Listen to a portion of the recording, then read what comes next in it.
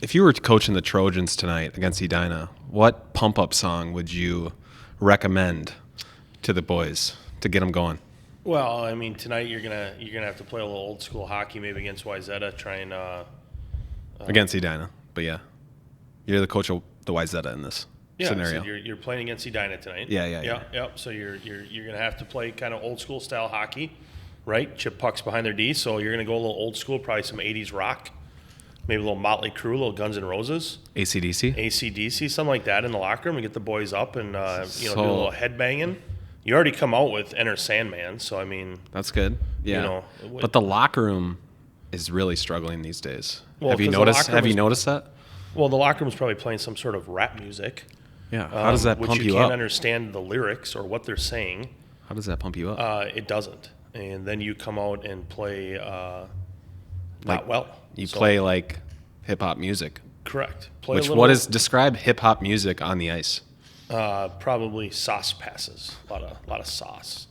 A lot of backdoor plays. A lot of cute. Maybe some like athletic plays though. Yeah. Well, yeah, but play some AC/DC Skid Row. Get that going. Pull Pat O'Leary's mixtape from 1998.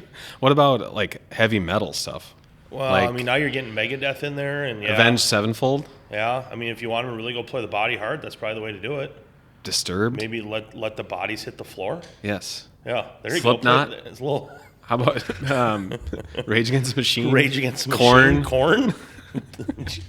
That would be a way to do it, and then come out and just go all out in the first period.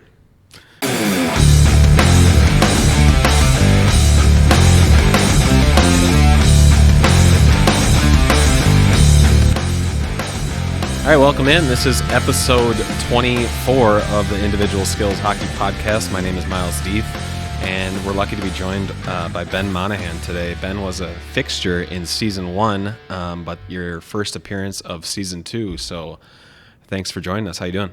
Not too bad, Miles. Thanks for having me. I'm glad to be back, and hopefully I can be around a little bit longer here in Season 2 and not have to wait till Season 3. So we had a podcast set up today. I won't mention the name, not to throw him under the bus, but we had a last-minute cancellation. So Ben was going to sit in on that one and provide some color, but now we're kind of winging it on some different topics that we kind of just came up with 5 minutes ago. So I have nothing written down. No, but I think that's the way we work best. We have no notes. We have no pieces of paper. Eye contact should be great. We'll not be looking down at the paper. And we're going to... Yeah, it makes me a little nervous, though, because when I have no plan, I kind of sound like I don't know what I'm talking about a lot. So, have you ever gotten into a practice without a plan? Almost every practice. Well, we have ideas, but we're not a big pen and paper staff. And the practice has usually gone well? Yeah. Well, then let's be confident about today. And this is going to go well right now. But, yeah, I have 8 years of coaching experience, or 9 years, and only a year and a half of podcast experience, so that's a little bit different. That's true. Yeah. All right. So the first big topic I want to talk about, and we've talked about this so many times offline, but kind of that concept of either your first year of Bantams or Pee-wees or 12U or 15U, those kids that maybe just missed out on making the AA team, and they are concerned about not making the team, where that puts them, what the future holds, and all that. So just speak to those parents that maybe just missed out on the top team as a first year at, a big program like Wayzata, Edina, Minnetonka. Yeah, I mean, as you talk about the big programs, I mean, I don't think it's anything to be concerned about or worried about as a first year not making that Bantam AA team. It's why those teams are always good to begin with. Yeah. It's why the high school teams are always good to begin with, is because you have the depth. We're talking about, a Bantam program that has 80 to 120 kids in it. So as a first-year kid that doesn't make that top team, that's okay, because your top team should be predominantly second-year players to begin with. Right. Maybe with, sprinkled in with, 1 to 3 first-year kids. Right. Now, there can be, years where you have more, but I would say probably on average those larger programs are going to have 1 to 3. So that means as a first-year kid playing Bantam A hockey, that's okay. And I would take it as a positive, the parent side, and look at it that, now maybe you get to be a leader. 2, you're going to go play against other teams that don't have a Bantam AA team. Right. So you're going to play against some smaller associations like a Delano or an Armstrong Cooper or an Orono, and they don't have a Bantam AA team. Well, now you're going to play against their best, and that's probably going to be great competition for you, and your team might struggle. So now it is going to be hard. So you still will get pushed throughout the season. So Yeah. So, I think it's important to kind of ask the question or make sure that people realize, what the proper goal is, what the finish line is for especially kids growing up in Minnesota. So, for me, I think that what it should be is to play on your high school varsity team. correct. And if you're let's say you're one of the first, or 5 or 6 first years cut from that Bantam AA team as a first year. I mean, what that means really is that in your grade, you are still a top 10 player. Yeah, you are looking to potentially play varsity hockey as a junior. Is Right. where your progression is at, Yeah. which is very good. Yeah, especially at a big program. And, Yeah. and being that top 10 player, there's 4 first years on the BAM AA team. Let's say you're one of the first kids cut, maybe you're 6th overall. And it's you're still one of the top players in your grade. And you had the added benefit of now, like you said, you're going to get more puck touches. You're going to be able to be a leader. You're going to be able to help other players be better, which is really important skill that a lot of kids don't get through their youth career. Because another way to think about it is there are kids that make the top team every single year, all 6 years of travel hockey. And so they don't have the opportunity to work on some of these skills. Correct. And or emotional skills of getting cut. Yeah. All that stuff. So and the big picture, having to go through that adversity should hopefully make you stronger and better. And the other thing with Minnesota hockey rules, when you talk about the Bantam and Pee Wee ages of being that first year kid, you're dealing with 3 birth years in that 2-year level of hockey. So for instance, Bantams right now, you have 09s playing against 2011s. And I'm sure you've seen it, and there's a lot of programs out there that might have a 2011 who is a skillful player that might be 4'11", 95 pounds. Well, that's going to be hard for him as a first-year Bantam going up against kids that might be 6 foot, 165, 175. Right. And it doesn't mean that's a negative that he didn't make the Bantam AA team that year, but it just means he hasn't maybe hit puberty yet. He hasn't hit his growth spurt yet. He hasn't gotten bigger, and that'll come in time. And when it does, playing against the competition that maybe where he should be at will hopefully make him better in the long run. Yeah, so let's talk about, okay, we've gotten over the tryouts, we're into the season. How can players or families really capitalize on what we're talking about of making it a developmental year for it? So it's all going to start from the parents. If the parents take it as a positive and turn it into a positive, then the kid will be positive about it. If the parents are going to be negative about it and point fingers or want to point blame, well, then the kid's going to have a negative season. So I would advise the parents to look at it as a positive. Look at my puck touches. Hopefully, they're going to be increased. Maybe I'm a leadership role where I've never been a leadership role. Being that first year player number 15 on a Bantam AA team, in a big association, they're all playing power play lines at Bantam AA. Yeah. They might even play penalty kill lines.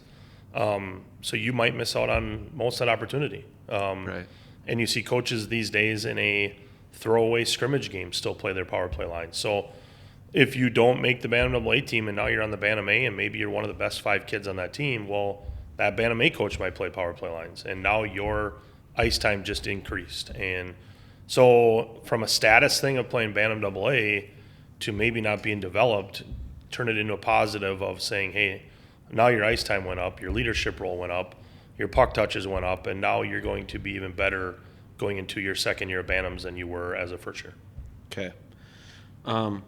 So pushback, common pushback is that my kid isn't getting pushed enough. And I think in practice is kind of the more valid reason, especially in District 3. Like you mentioned, you're playing your Armstrong Cooper, your Delanos. In the games, they're going to be pushed. There's going to be a lot of tight games at the Bantam A level. but I guess sort of a valid concern, I guess, is are they going to be pushed enough in practice every day? I mean, again, it goes back to the way the parents are going to look at it. If the parents are going to be positive about it, it'll trickle down to a positive thing for the kid, and the kid will go push himself every day in practice to be better, to be that leader of that team. And at the same time, as a first-year kid, you're playing against kids that the skill gap is so minimum from player 11 to player 19 right. in a large association. So, yeah, you might be player 16, but that skill gap is so small to player 11 that there's not much there's just not much difference between them two. But at the same time, there's not going to be much difference between player 16 and player 20 on the Bantam A team. The middle of the Bantam A team. Yeah, so you're going to still get pushed at the Bantam A. Middle of the Bantam AA, middle to the Bantam A. Correct. Right? Yeah, you're still going to get pushed at Bantam A practices. But if you use that as a crutch that, my kid's not going to, well, then the kid's going to listen to that. He's going to hear that, and he's going to go maybe not work as hard, and he's going to use that as the excuse. When you go play your games, I mean, you go play a team, I think like Hopkins last year was one of the best Bantam A teams in the state, right? And there's a handful of them playing varsity hockey this year as sophomores. So if I'm a Bantam A kid and I go play Hopkins Bantam A, I'm going to get pushed in that game. Right. In practices, you're going to get out of it what you put into it. Right. So until somebody says my kid is scoring 7 goals in the 3-on-3 small area game at the end of a Bantam A practice, you're in the right spot. Right. So just go score 7 goals. Go get 6 assists. Have your team win every single game that you're on, and then start to say maybe he's not getting pushed. Right. Great points. And I guess another pushback would be, and I don't think this is as valid because it speaks to kind of a misalignment of goals. And we already kind of discussed, like, families and kids their goals should be to play varsity hockey that should be the ceiling for their school. 95% of the kids, yeah. And not only their ceiling, like there's going to be kids that move on, but their first goal should be that. Yeah. Right? Even if you're a Division I player, someday you got to go in order, right? And so I think pushback comes from, okay, well, I don't make the Bantam AA team as a first year. Will I be scouted less for that Phase 1 USHL draft? Will I not be on the radar that first year so that second year, now I'm getting scouted for USHL draft Phase 1, yada, yada, yada, yada, yada. So, I mean, again, wrong goal or misordering of goal, but a concern that is maybe out there. So the only kids that would fall into that category, if you really want to, and I'll say this, you can edit whatever I hear you want, but if you're going to look at it that way, you're talking about your Bantam AAs this year are 09s to old 2011s. So that means it's your young 09s right now that are going to get drafted in the USHL. So the only kids that would be scouted as a first year getting looked at for the USHL Phase 1 draft is your 2010s. And you still have another year of Bantams to play because the 2010s aren't in their draft year. So I wouldn't worry about saying I'm not going to get looked at for my USHL Phase 1 draft because most of the year this year will be high school kids that are 09s because they're sophomores. Yeah. That's going to be where a majority of your draft picks are going to come from because they're older. They're also playing a faster competition right now. So the parents that would say that is the 2010s. And if you're a first-year 2010, you're still getting a year of Bantam AAs next year when it would be your Phase 1 draft. But as a young 2010, that becomes hard anyways. Right. Because you're on the back half of a birth year. So when you look at the Phase 1 draft picks. You'd be scouted against players that are playing in high school. Yeah. Right. Yep. So when you're talking about Phase 1 draft pick, you see a lot of the kids that are born between January and June getting drafted. Right. Okay, so I mentioned high school. I guess next related topic. This might, I don't know. You said, when I brought this up before we started, you said we could talk for an hour about this. So let's try to keep it to like 10 minutes, I guess. Sounds good. Freshmen playing high school hockey. You've seen it.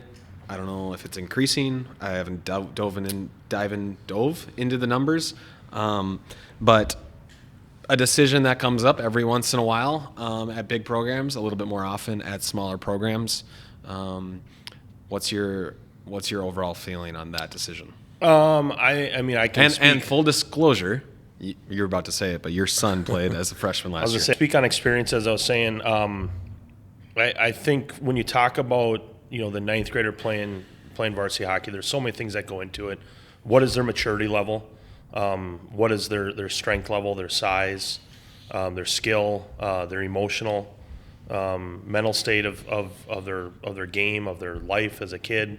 Are they able to handle all that stuff? Are they able to have adversity thrown at them on a weekly basis?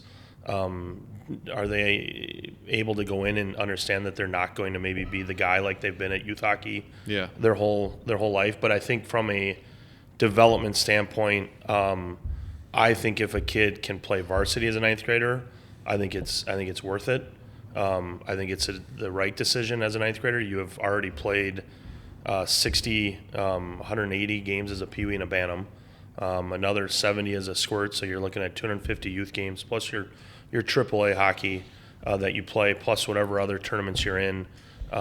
Kids have played 400 games when they enter their second year of bantams. Yeah. So do you need those 60 games? And in my own opinion is bantam hockey, you see the scores, and yeah, you have your Moorheads and you have your Grand Forks right now, and you have some teams that are elite, but you see teams beating so many different teams because the kids, you can't play 5 games on a weekend and think you're going to get success every day. I know you and I have had this conversation, right? Yep. We both have our opinions of it. But if a ninth grader can go play high school hockey and make the top 9 and make the top 6 and understand that the playing time is not going to be maybe what it was when he was a bantam or a peewee, you're going to get more practice time because the youth doesn't practice probably as much as high school on a consistent weekly basis. No, and I should say solo ice, yeah. I should say a lot of youth doesn't, and you get your solo ice, which a lot of bantam programs don't all get solo ice.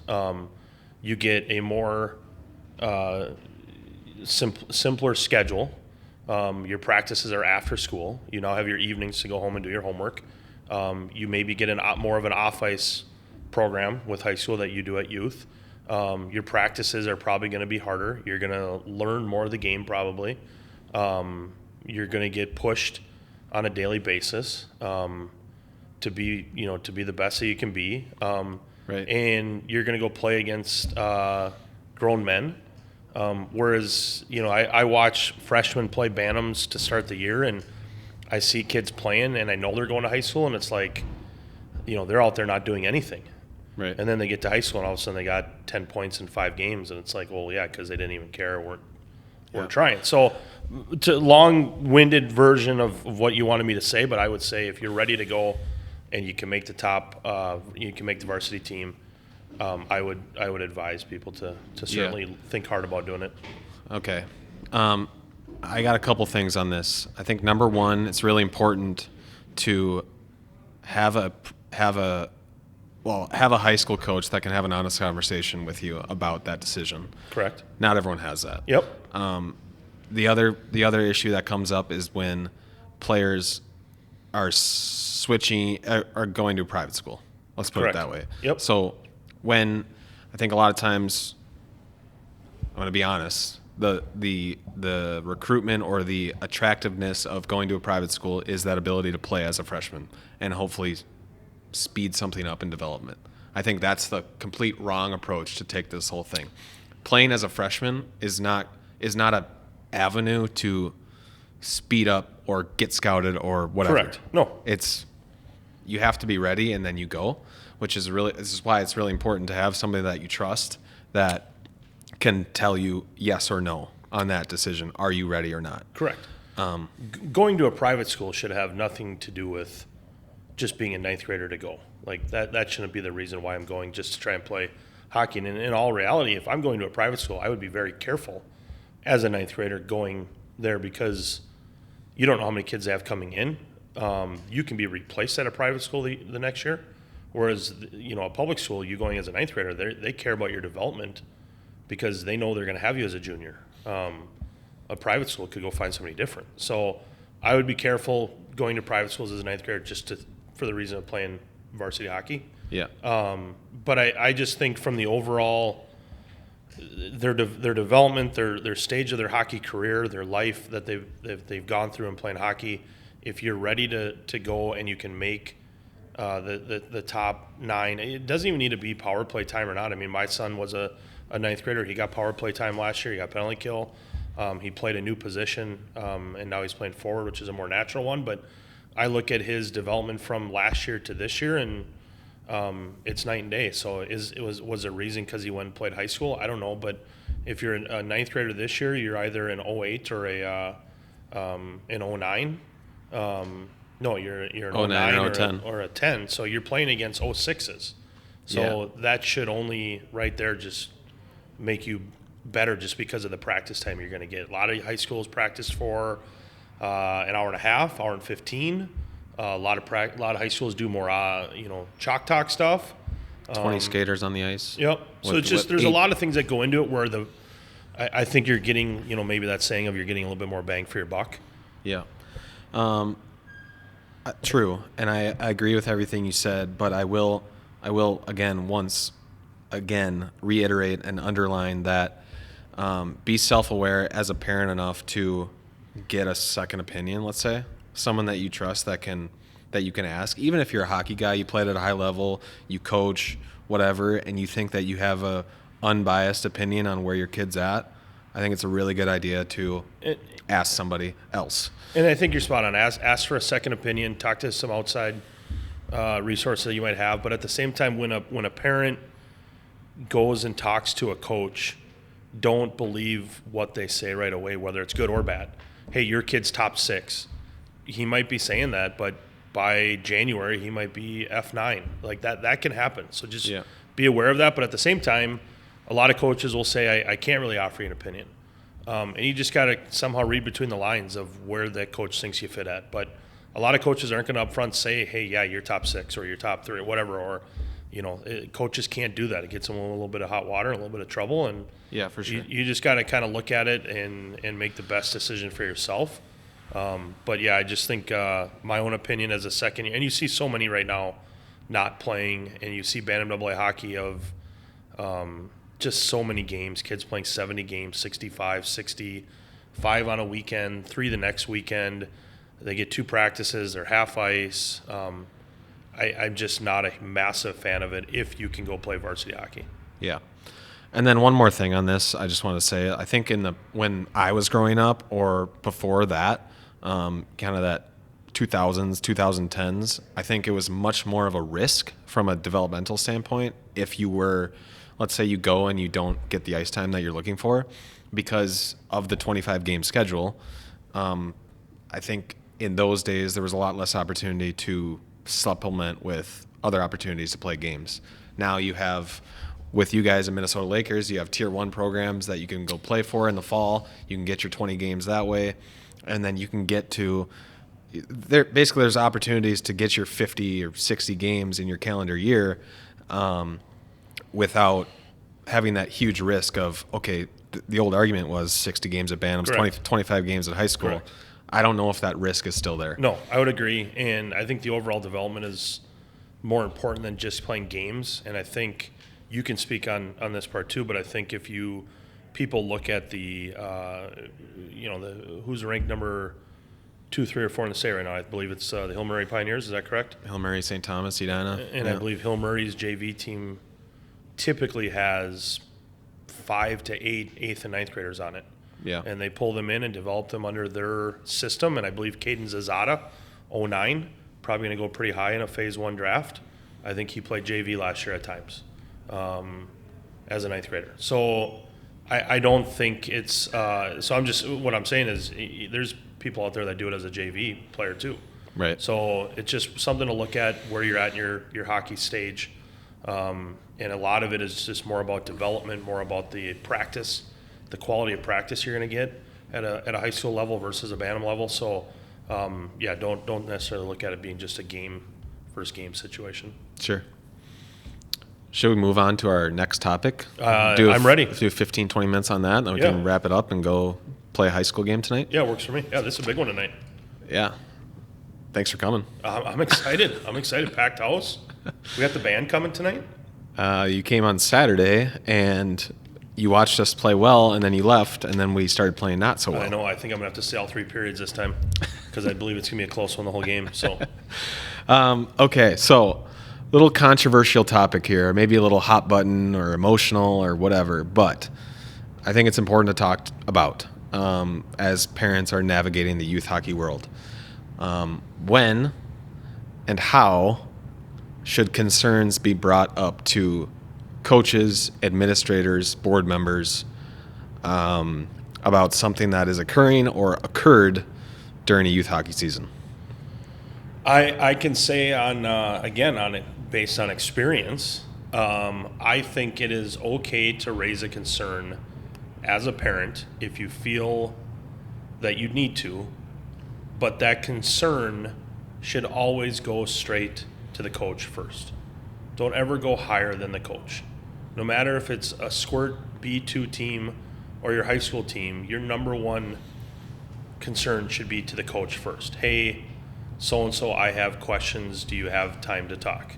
And based on their age, that coach is probably going to provide back at Squirt B2, sure, let's talk next week. At high school, it's going to probably be, hey, send Jimmy into my office tomorrow, and I will sit him down and talk to him. Jimmy's the kid in this. In this situation, or whatever. The player, and talk to the player. And if you have concerns after that down the road, then maybe I'll meet with you and the player. But what you see happening so frequently is parents just go above and they go to the highest level immediately. And I'm sure you, as the Hawk director here, get complaints from parents constantly that never once went to the coach, saw the handbook maybe that was provided, was a part of the parent meeting, understands the rules or the ins and outs of Wayzata youth hockey, and they just jumped 4 hoops to go straight to the Hawk director. I had it when I was a Hawk director at St. Michael. I would get loads of complaints, and people never once went to the coach. You see it at high school, right, where they don't go to the D coach and yourself, or they don't go to Pat, they go straight to the athletic director, or in some cases they go to the superintendent. And it's one of those where when you do that, then you're trying to do more than what really should be happening, because what should be happening is just a cordial conversation and to get an understanding of why things are happening. And you should there's right things to complain about and wrong things. Like if I'm a Squirt B2 kid and my kid is been penciled in as a D 25 games into the year and you only play 35 as a Squirt, I would probably ask a question of, hey, how come my kids had to play D every game? Yeah. And that's an okay question to ask. At Squirts, if we're sitting kids and playing power lines in the second period and even in the third period of Squirts, I would probably ask that question. Why is my kid not playing the last 7 minutes of a Squirt A district game versus Orono? Yeah. And so there are things that you can, I think, ask, but you should be asking the coach. And the coach should be open to having that conversation at that age level. Like, right. Yeah, you're right. I didn't even notice. My D coach did that. I messed up. Yeah, you're spot on. I need to look at the playing time, and you're right. This is not about winning a Squirt A district game in Orono. It's about the fun and development and getting the kids to love the sports they come back. Yeah. I think it's really important, too, to accept the fact that coaches at the youth level they're sometimes not the best coaches in the world. Correct. And we hold them to such a high standard. And even if it's a guy that played in the NHL, expecting that he's going to be such a good coach in every situation, and maybe there's something that he or she struggles with, and he needs to get better at over the course of the next 5 years. Yeah. And it's, as long as they're well-intentioned and trying to get better, I think a lot of times we just don't allow coaches to get better at coaching. Correct. And we all see our kids through rose-colored glasses, right? So everybody thinks their kid is the best, which is fine, that we all want to think our kid's the best and we all want to love our kid the most. But you also have to sit back and say, okay, at Bantam AA, if there's a pulled goalie situation, is my kid realistically one of those 6 that should be out there? And if I'm on the bench, am I putting my kid out there in that position? Or are there 6 better kids than my kid with a minute left as you play Minnetonka or something? Yeah. And I think it's such a hard thing for parents to see that and understand that. For sure. And they see the disappointment in their kid's face when they come out of the locker room and all that stuff. And so the first thing they want to do is attack the coach instead of just, another thing that we haven't talked about is, that cool-off period. Yeah. I mean, you really got to take I think it's even longer than that, 48 hours. Yeah. To just relax, cool down, think about it, look at it from a bigger picture. But I think it's okay that you do it, but it has to be done the right way, and there should be a guideline of what you do in the youth association. And I think at all times that first complaint should be, to the coach. And it shouldn't be an email at 1:30 a.m. Yeah. It shouldn't be an email an hour after the game. It doesn't need to be cornering in the arena. There's a way to do it. Also, the language that you use that is not attacking. Yep. It's you keep saying questions. Yep. Questions are fine. Yeah. But attacks aren't. No. And that's when people get defensive, and then that's when it escalates to other people. Yep. And as you are aware, in your position, you're going to look to help the coach as well, and you might not be aware of things. So when it does go to the coach, and maybe the coach reaches out to you, or maybe down the road, then the next stage is to go to the hockey director. But it's one of those where 90% of the coaches aren't trying to do anything intentional, anything malicious.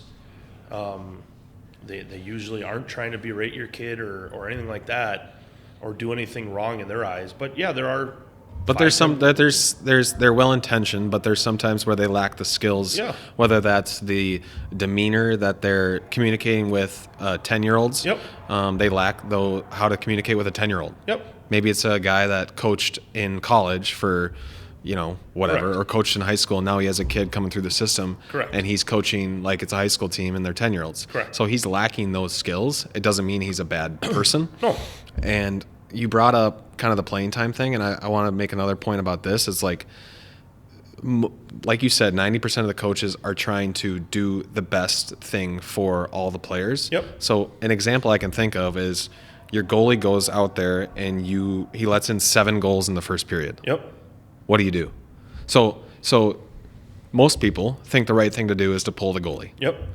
And it's really hard for parents to recognize that was actually a good thing for their son or daughter. Yep. And you're not pulling the goalie to punish the player. No. You're pulling the goalie for his sake. Correct. Because we live in this world where everything's pressurized. We got tournaments all over the place. You're in a semifinal, whatever. A lot of times, these playing time things are to protect players' confidence. Yep. If you're putting them out there in a situation where you know the end result, or you're pretty sure what's going to happen, and then it doesn't work out, how does that affect the player for the next few months? Pretty tough. When his teammates, the fans in the crowd are saying, you blew the game. Yeah, that's all I know. I mean, the goalie already has that feeling as it is, right? Yeah. When he loses a game 2-1, let alone gives up 7. So, there's a lot of things that go into it. Most of the time, the coaches are trying to do the right thing. But then, at the same time, there's, like you said, the youth coaches, sometimes they're not the greatest youth coaches in the world. They're learning, right? And so that's another thing okay. As parents is like, you got to sit back and just understand that, hey, he's going to make mistakes. They're going to learn. And there are times where you can jump in. Like, a lot of youth coaches don't see this, and this is a whole other discussion that we could have, is about power play lines in youth hockey. When's the right age to do it? When we have a Playing Fast episode on that with Pat O'Leary. We did. We did. But, you play a team called St. Michael Albertville last year and run up to score 9-1 or whatever it might be. You're probably not playing your top 5 power play guys in the third period when you get a penalty. Is that true or false? Of course, yeah. So in the youth hockey, more youth coaches do need to do that as well. So if they get into a game where, hey, I'm going to go play Minnetonka because it's a big game for whatever reason it is, or it's a tournament semis or whatever, and they're going to play their power play line throughout the whole game because it's a 3-2, 2-1 game and they get 4 power plays and they're going to take advantage of that. Well, that's great, but when you go play some other team that I don't want to name, but you're gonna go in and beat them 9-1. Well, that's probably the game to then get that second unit out or the third unit out. Yeah. And then parents don't see it, but then you try as a coach to even it out throughout the course of the year. But parents don't quite look at it that way. They don't look at it and go, oh, wait, wow, that first power play unit didn't play that game when we played Team B and we beat them 9-1. Right. And then going back to the complaints or concerns or questions that parents have, I think it's really important to, if you're a coach out there listening, you cannot get defensive. No. Especially when someone's coming to you with a good intention question. Getting defensive is the absolute worst thing you can do. Yeah, and I mean, you're spot on. And a lot of the times, too, it's just the communication needs to be consistent from coach to player, player to parent, parent back to coach. Because, I would guess as the kids get older, a lot of the times the coaches do say things to the kids. Things were discussed at practice. Things were discussed in the locker room. And the parent didn't know that the player might have, talked back to the coach. And that's why the kid got sat that game. Or made the same effort mistake 5 times in a row. Yep. And we're going to make an example. We're going to, have you sit 2 minutes here, have you sit a shift or whatever it might be. But that didn't go back to the parent. It was, said differently to the parent of what happened, which then gets the parent to kind of go off and be defensive about it and supporting their kid, and goes back to the coach, and then the coach says, well, this is what was discussed, and finally the kid does say it. So it's that whole point of just everybody's got to be an adult about it. It's got to be honest. Communication's got to be right on all ends. Yeah.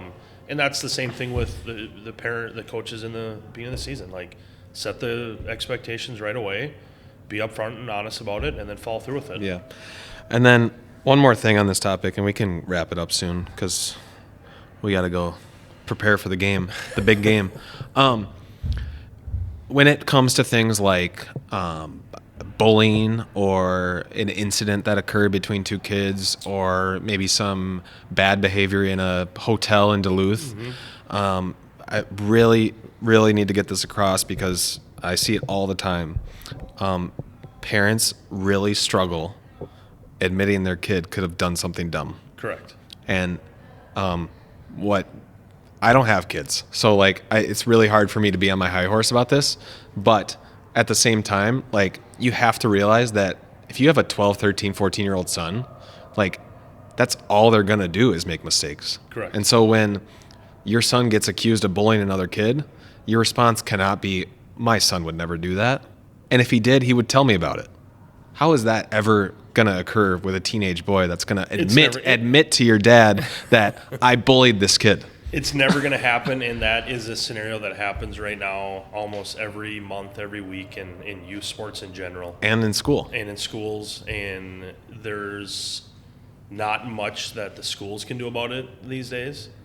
Usually what I've heard from a couple people that work in schools is that the bullied kid, the kid that's getting bullied, has to move classes. Yep.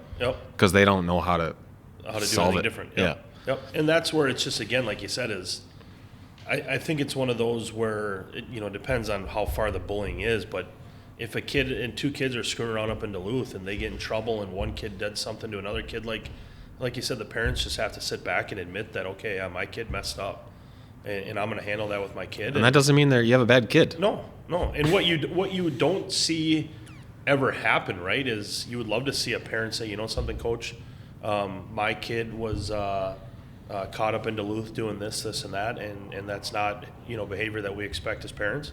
I'd like for you to sit him in the next game, Or we're gonna make him sit next to us in the stands. Yeah, but sometimes when parents have done that, then they don't even bring their kid to the game. Yeah, and the kid's probably at home playing Xbox, so no message was sent or received. Yeah. But it's just you don't see that at all, and that's happening all the time right now. And again, that's something that, I don't know, at least the era that I grew up in, it was a lot different, I think. For most of my friends, when we screwed up, we were not scared of the coach. We were not scared of the other kid's parent. We were scared of our own parent. We were scared of our own parents. We were scared of what was going to happen, yeah. Yeah. And even like you said, if a kid talks back to you on the bench and says, hey, Miles, you whatever, and you tell the parent that, the parent says, hey, why did my kid not play the third period? And you tell him, well, because he said this to me on the bench. And the parent, most times right now, the parent's going to say, no, my kid would never say that. You must have misheard him, and the kid will deny it. And sometimes there's not much you can do about it. Because then you can literally I've sat in meetings where it's like, well, I'm not Sherlock Holmes here. Yeah, I can't figure out what happened. We don't have cameras. We don't have the benches mic'd up. So now we're just not getting a resolution to anything because we have to sit here and be like, you had this experience. I'm sorry that you had this experience. You're not saying that it happened. Yeah. And we can't do anything. To kind of wrap this topic up, there's something we didn't bring up, and that's the backlash you mentioned before we talked about this. Right. Concern of parents, if they do bring a concern, that there will be retribution. Yeah. And I think, speaking from experience again, and you as well, I don't think there's many people out there in the hockey world that actually go, something, if a parent complains, I'm going to screw over that kid. Like, that just doesn't happen. But you have to voice your concern or complaint in the right manner, do it the right way. But in youth hockey, I don't think there's many. I mean, I've been a part of a lot of tryout processes, and never once have I heard that a kid didn't make the team because of who his dad was or who his mom was. Yeah. So that doesn't happen. Now, in the AAA world, that might be a different story.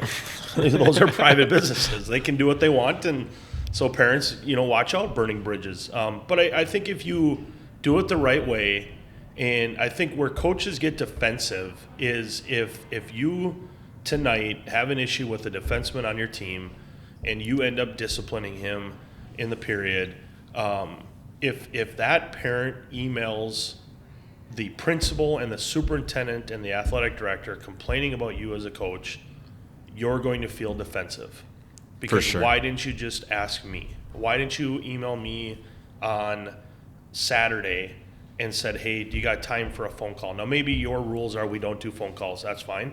But if the parent waits 2 to 3 days and says, something, I just want to know what happened so my son doesn't do it again, or my son can learn from it, or I can learn from it as a parent, you can do it in the right way. But if you go above and beyond to the next levels, then the coach is going to get defensive that you're trying to get him fired.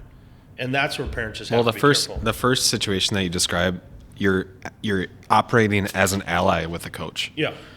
I mean, that's how you're framing it up to the coach. Explain to me what happened so I can help you at home. Yep.